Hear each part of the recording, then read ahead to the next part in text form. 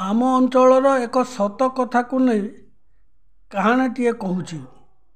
ଏହି କାହାଣୀଟି ଲୋକଲୋଚନକୁ ଆସିନାହିଁ। ଅଧିକାଂଶ ଲୋକ ବୁଢ଼ୀ ଅସୁରୁଣୀ କଥା ଶୁଣିଛନ୍ତି, କିନ୍ତୁ ସେମାନେ ଜାଣିନାହାନ୍ତି ଯେ ସେହି ବୁଢ଼ୀ ଅସୁରୁଣୀ ଜରାସିଙ୍ଗା ଗ୍ରାମ ନିକଟରେ ଥିବା ବର୍ତ୍ତମାନର ଚନ୍ଦ୍ରପୁରରେ ଗଡ଼ କରି ରହୁଥିଲା। ତାକୁ ବୁଢ଼ୀଗଡ଼ କୁହାଯାଏ।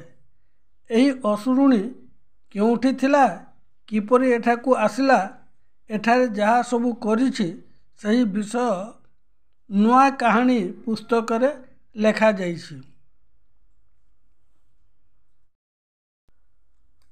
ବର୍ତ୍ତମାନ ସ୍ୱରଚିତ ନୂଆ କଥାଣୀ ପୁସ୍ତକରୁ କିଛି ଅଂଶ କହିବାକୁ ଯାଉଛି।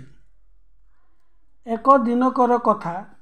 5-7 ଜଣ ସ୍ୱର୍ଗର ଅପସରୀ ଆକାଶ ଗଙ୍ଗାରେ ସ୍ନାନ ସାରି ବେଲବନକୁ ଖସି ଆସିଲେ। ବେଲବନରେ ବୁଲୁ ବୁଲୁ ସେମାନେ ଜରାବନକୁ ପ୍ରବେଶ କଲେ। ସେହି ବନରେ ବୁଢ଼ୀ ଅସୁରୁଣୀ ତା ପୁଅ ଜରାସୁର ସହିତ ରହୁଥିଲା। ଅସୁରୁଣୀ ଦେଖିଲା, ଜରାବନରେ ଥିବା ଶିବଲିଙ୍ଗ ଉପରେ ଅପସରୀମାନେ ପାଣି ଢାଳୁଛନ୍ତି। ସେମାନଙ୍କ ଅପୂର୍ବ ସୁନ୍ଦରତା ଦେଖି ଅସୁରୁଣୀ ମନେ ମନେ ଚିନ୍ତା କଲା, ମୋ ପୁଅ ଜରାସିଂହ ସହିତ ଏମାନଙ୍କୁ ବିବାହ କରାଇଦେବି। ଏମାନେ ମୋତେ ଦେଖି ଭୟରେ ପଳେଇଯିବେ ଭାବି ସଙ୍ଗେ ସଙ୍ଗେ ଗୋଟିଏ ବୁଢ଼ୀର ରୂପ ଧାରଣ କଲା। ହାତରେ ଖଣ୍ଡେ ଆଶାବାଡ଼ି ଧରି ଲଇଁ ଲଇଁ ଚାଲି ସେମାନଙ୍କ ପାଖରେ ପହଞ୍ଚିଗଲା। କପଟରେ କହିଲା, ଆଲୋ ଝିଅମାନେ, ତୁମେ କେଉଁଠାରୁ ଆସିଛ ଲୋ? ତୁମମାନଙ୍କର ଘର କେଉଁଠି ଅଛି? ତୁମେମାନେ ତ ବହୁତ ସୁନ୍ଦର ଦେଖାଯାଉଛ। ତୁମମାନଙ୍କର ନାମ କ'ଣ କି ଲୋ? ଏଥରକେ ଏକାଥରକେ ପଚାରି ଦେବାରୁ ବେଲମତି ଟିକିଏ ହସି ଦେଇ କହିଲା, ଆମେମାନେ ସରଗର ଅପସରୀ। ଏହି ବେଲବନକୁ ଆମେ ସବୁଦିନ ବୁଲିବାକୁ ଆସିଥାଉଁ। ଏଠାରେ ଶିବଙ୍କର ପୂଜା ଆରାଧନା କରି ପୁଣି ସରଗକୁ ଫେରିଯାଉଁ। ମୋ ନାଁ ବେଲମତି। ମୋ ସହିତ ଆଉ 6 ଜଣ ସାଥୀ ଅଛନ୍ତି। ସେମାନଙ୍କର ନାଁ ହେଉଛି ଫୁଲମତି, ମଧୁମେହା, ଶଶିସେନା, କାମାକ୍ଷୀ, ମୋହିନୀ ଆଉ ଉମାଦେଇ। ଫୁଲମତି କହିଲା, ଆଲୋ ବୁଢ଼ୀ ମାଉସୀ, ଘୋର ବନରେ ତୁମେ ଏକାକୀ ବୁଲୁଛ।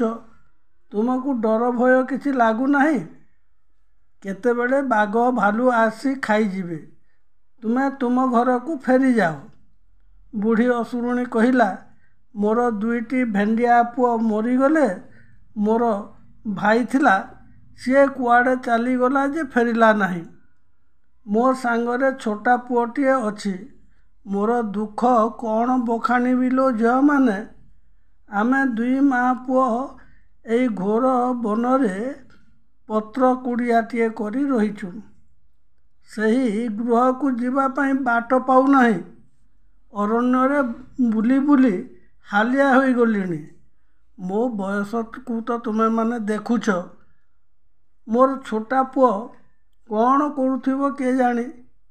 ମୋତେ ନ ଦେଖିଲେ ସିଏ ମରିଯିବ। ଏତିକି କହି ବୁଢ଼ୀ ଅସୁରୁଣୀଟି କାନ୍ଦି ପକାଇଲା। ବେଲମତି ଓ ଫୁଲମତି ତା ହାତକୁ ଧରି ପକାଇଲେ।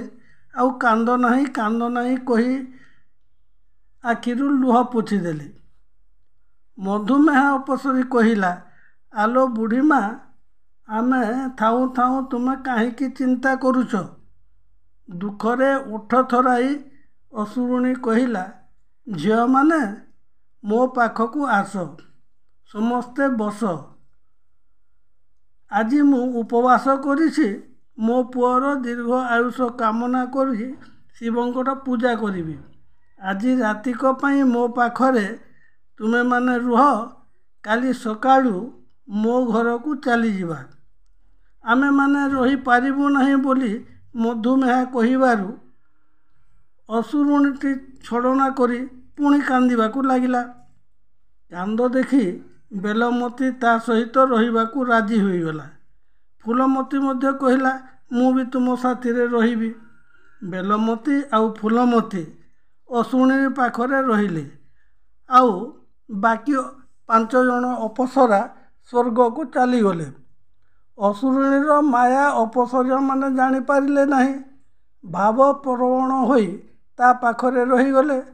ବୁଢ଼ୀ ଅସୁରୁଣୀ କହିଲା, ମୋ ପାଖରେ ବହୁତ ସୁନା ଅଳଙ୍କାର ଅଛି, ସେସବୁ ତୁମମାନଙ୍କୁ ଦେବି ବୋଲି ଭାବୁଛି। ସକାଳ ହେଲାରୁ ଅସୁରୁଣୀ ସହିତ ଅପସରୀମାନେ କିଛି ବାଟ ଯିବା ପରେ ଅସୁରୁଣୀ କହିଲା, ଏଇ ଖଣ୍ଡେ ଦୂର ଗଲା ପରେ ଗୋଟିଏ ବରଗଛ ପଡ଼ିବ। ସେଇ ଗଛ ତଳେ ଗୋଟିଏ ନିଶାଣ ରହିଛି। ନିଶାଣ ଭିତରେ ମୋର ସବୁ ଆୟ ଅଳଙ୍କାର ପାଟ ସିନ୍ଦୁର ଲୁଚେଇ ରଖିଛି। ସେସବୁ ଧନ ମୁଁ ପାଖରେ ରଖି ବା କ'ଣ କରିବି?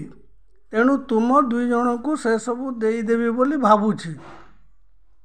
ଅପସରୀମାନେ ବୁଢ଼ୀ ଅସୁରୁଣୀର ମାୟା ଜାଲରେ ପଡ଼ି ଲୋଭ କରି ବସିଲେ।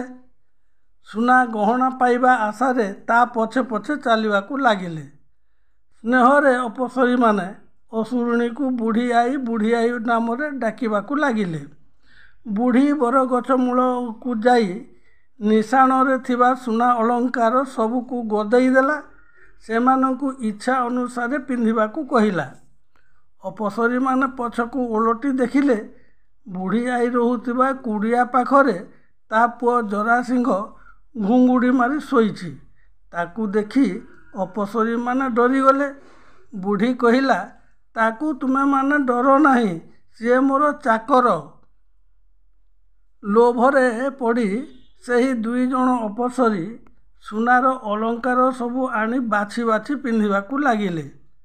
ମନମୋହିନୀ ଜରା ଗୌରୀଙ୍କର ପାଟ ସିନ୍ଦୁର କପାଳରେ ମାଖିଲେ। ତାହା ବଶୀକରଣ ମୋହିନୀ ଥିଲା। ସୀମାନ୍ତରେ ଲଗେଇବାରୁ ନିଜର ଆୟତ୍ତ ହରାଇ ବସିଲେ। ତାଙ୍କୁ ଆଉ କିଛି ମନେ ରହିଲା ନାହିଁ। ସ୍ୱର୍ଗକୁ ଫେରିବା କଥା ଭୁଲିଗଲେ। ଆଜି ଏତିକି। କାହାଣୀଟି ଧାରାବାହିକ ଚାଲିବ।